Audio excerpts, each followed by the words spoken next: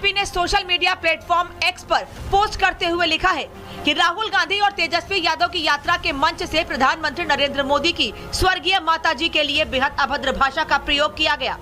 राजनीति में ऐसी नीचता पहले कभी नहीं देखी गई। ये यात्रा अपमान, घृणा और स्तरहीनता की सारी हदें पार कर चुकी है। वक्त बदला, मंच बदला, लेकिन कांग्रेस और विपक्ष की भाषा वही रही, गाली और नफरत वाली। अब इसे सुनिए, अपने ही मंच से राहुल देश के प्रधानमंत्री के लिए कैसे तू तड़ाक की भाषा का प्रयोग कर रहे हैं।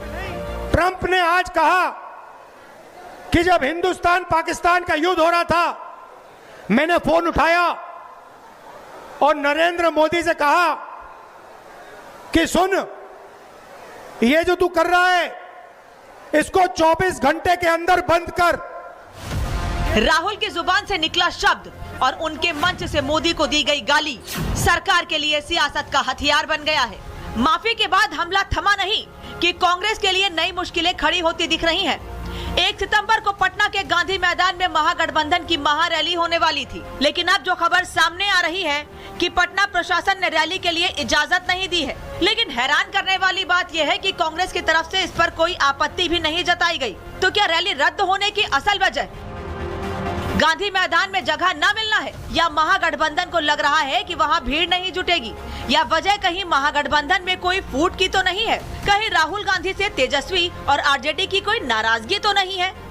क्या तेजस्वी को सीएम का दावेदार ना बताना वजह है, या बिहार चुनाव में अकेली पड़ गई है कांग्रेस? सियासत में जुबान का फिसलना सिर्फ चूक नहीं, विरोधियों के लिए हथियार बन जाता है, और यही हथियार महागठबंधन की एकता पर भारी पड़ने वाला है। बवाल बिहार में तो महाभारत में सवाल भी बिहार की पावन धरती से पूछ रही हूँ। सवाल ये कि प्रधानमंत्री को गाली देकर क्या विपक्ष चुनाव जीतने के जुगाड़ में है? आज महाभारत में बिहार से सवाल पूछ रही हूँ, क्या प्रधानमंत्री को गाली देकर वोट मिलेंगे? क्या देश की जनता इस नफरत की भाषा को स्वीकार करेगी, या ये गाली की राजनीति विपक्ष के लिए गले की हड्डी साबित होगी? Bureau report, Republic Bharat.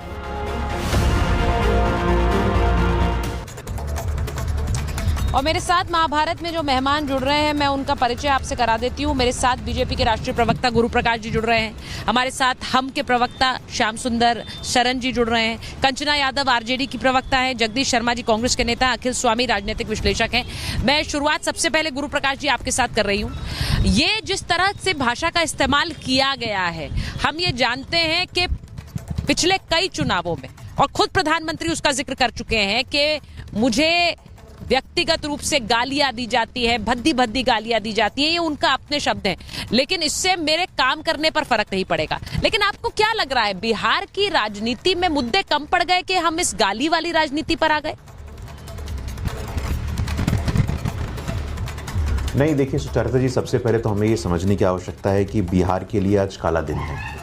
Bihar लोकतंत्र की जननी है और हम सम्मान के साथ इस बात को कहते हैं। इस बात का स्वाभिमान है, इस बात का गर्व है। लेकिन आज जिस प्रकार से पॉलिटिकल पार्टी के विधिवत मंच पे, मैं कहना चाहता हूँ, कोई रैंडम मंच नहीं था, कोई सामाजिक मंच नहीं था, कांग्रेस पार्टी का मंच था। कांग्रेस पार्टी के झंडे थे, कांग्रेस पार्टी के नेता थे, कांग्रेस पार्टी के पदाधिकारी थे। लेकिन जिस प्रकार के शब्दों का उपयोग हुआ है, पहली बार हम शर्मसार हैं। एक वंचित समाज, एक पिछड़े वर्ग से आने वाले प्रधानमंत्री के लिए इस प्रकार के शब्दों का उपयोग असंसदीय, अमर्यादित, कुछ भी शब्द जो बोला जाए वो कम होगा। उनके स्वर्गीय माता जी के संदर्भ में क्या कुछ नहीं कहा गया है।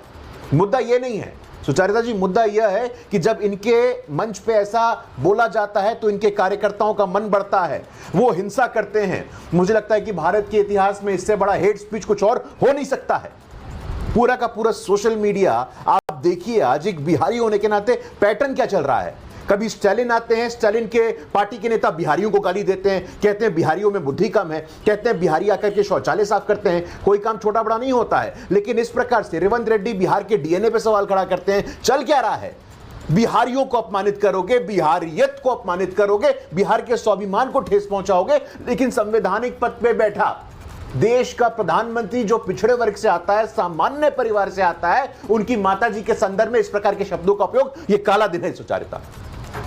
ये मैं भाजपा के कार्यकर्ता या भाजपा के नेता की दृष्टि से नहीं बोल रहा हूं, 14 करोड़ बिहारियों के हिसाब से बोल रहा हूं। आपने संपूर्ण बिहार को शर्मसार किया है। आपने संपूर्ण बिहार को शर्मसार किया है आज, और अभी तक घंटे हो गए सुचारिता जी, कोई ऐसा नहीं कि आधा घंटा 1 घंटा हुआ है, घंटे बीत चुके हैं। इन नेताओं का आप देखिए बेशर्मी, बेहया देखिए, राहुल गांधी नेताओं माफी का मांगे। एक शब्द स्पष्टीकरण का नहीं आया है। तो आपको क्या लगता है किसका मंच था? झंडा किसका था? आप ये चाहते हैं कि इस पर राहुल गांधी और तेजस्वी यादव को माफी मांगनी चाहिए। देखिए जिस तरह से वो स्थानीय नेता, नौशाद नाम के स्थानीय नेता माफी मांग रहे हैं, उससे ऐसा लगता है वो समझ गए कि मामला गंभीर है। वो कह रहे प्रधानमंत्री तो हमारे भी हैं, किसने ऐसा शब्दों का इस्तेमाल किया, मैं माफी मांगता हूं, हम तो वहां मौजूद नहीं थे। लेकिन जगदीश जी, गुरु प्रकाश जी का मानना है कि ये सीधे सीधे एक तरह से राहुल गांधी और तेजस्वी यादव ने जिस तरह का अपमान एंडोर्स किया है उसी का नतीजा है। आप बिहारियत और बिहारियों दोनों को गाली दे रहे हैं। बिहारियों को गाली तब देते हैं जब आप स्टालिन को बुलाते हैं, क्योंकि वो बिहारियों के लिए क्या कह चुके हैं, और बिहारियत को आज आपने गाली दी कि आप बिहार में प्रधानमंत्री के लिए इस तरह के भद्दे शब्दों का इस्तेमाल करते हैं। जगदीश जी। सुचारिता जी, अभी भाई बीजेपी के प्रवक्ता बहुत दुखी हैं क्योंकि बिहार में चुनाव है और मोदी जी को गाली दे दी, जिसका हम घोर अपमान करते नहीं करनी चाहिए। ऐसी बात गाली नहीं दे, किसी भी को गाली नहीं देनी चाहिए। अब इनसे यह भी पूछना चाहिए, जब इनके मोदी जी, इनके प्रधानमंत्री जी, इनके बाहुबली जी ने खुद कहा कि जर्सी गाय सोनिया गांधी का विधवा पेंशन खा गई, ये हमारे तो कार्यकर्ता ने कहा इसने माफी मांग ली, नहीं देनी चाहिए थी। पर प्रधानमंत्री जी माफी कब मांगेंगे?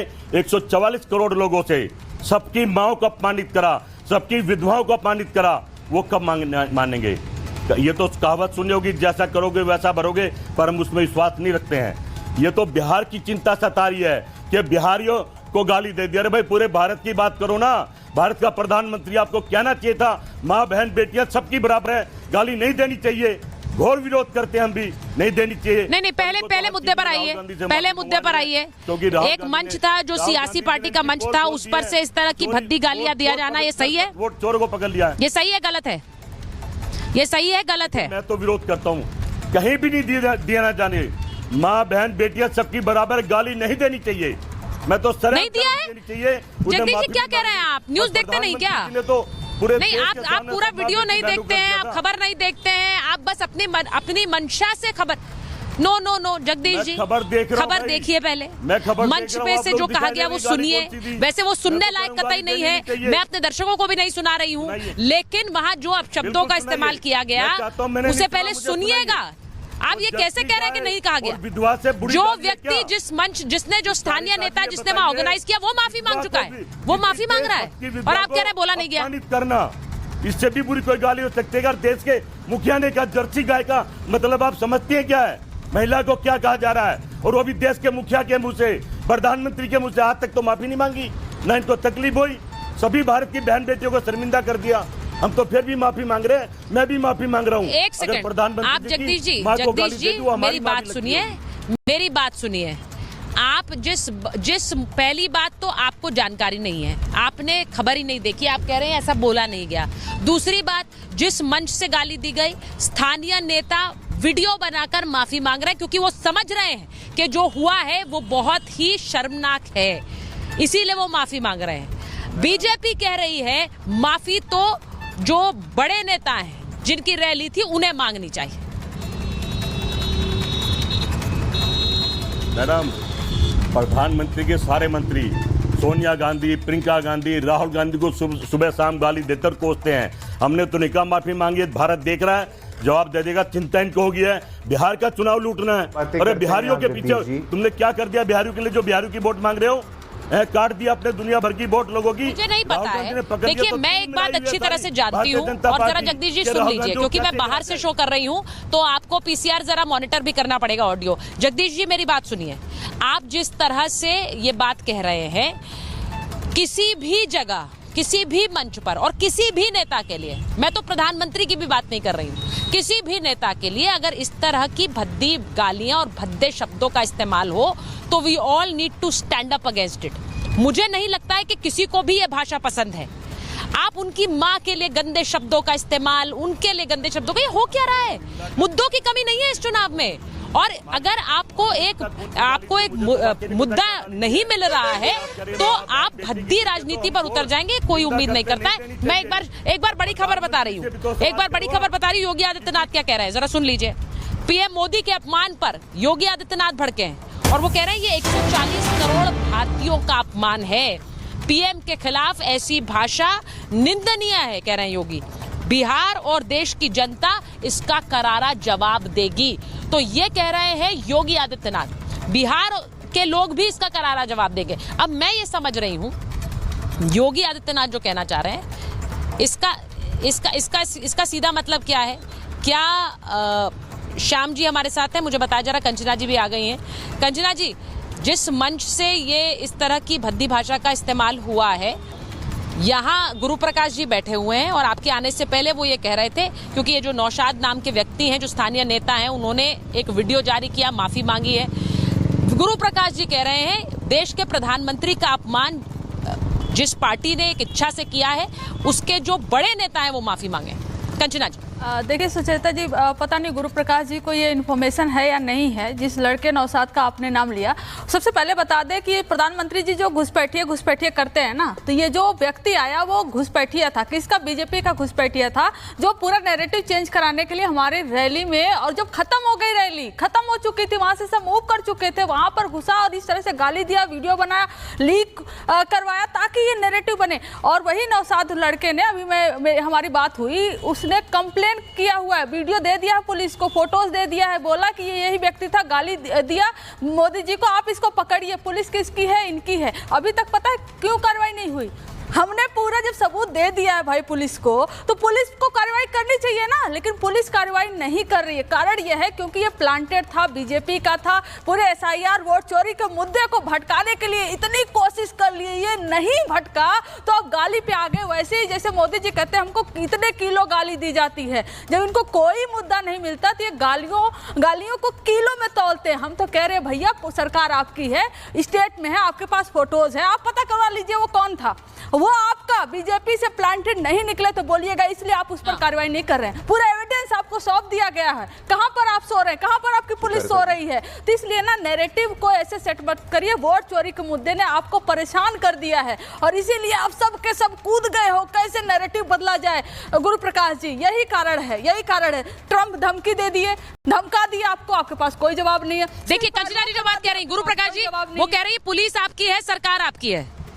गुरु प्रकाश जी वो चैलेंज आपको कर रही है।